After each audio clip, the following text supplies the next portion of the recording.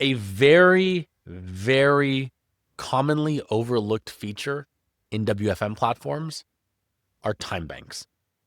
In maybe the last 6 months, every single time we've filled in an RFP, anytime we've presented, there's always been almost an omission on the requirement of time banks.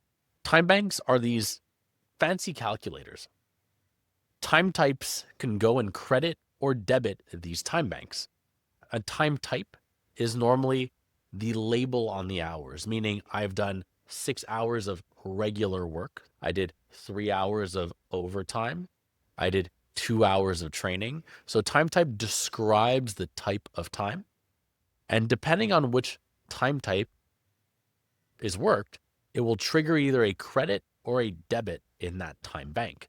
So over time, that time bank will either increase in value and or decrease in value. And this is how you can keep track of really important things in your organization or of people's hours to make sure that you're always fully compliant. Very common examples include things like training hours. So making sure that you're capturing all hours or training hours on a specific type of certification. You could have hours worked in a specific role for seniority or for promotion to a new level.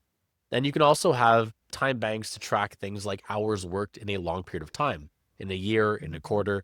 So whatever it is you need to track, time banks end up being critical for any sort of WFM deployment. And if you don't have time banks that can meet very complex needs where you have different time types that go and credit and debit these banks with minimum and maximum thresholds, you run into some very serious issues. And on top of that, you want to be able to audit these time banks to make sure that you have a full trace of every single credit and debit that happened within that time log. So you always have full auditability, full traceability. And that's an important piece in WFM that is always overlooked, yet always made use of during the implementation and deployment.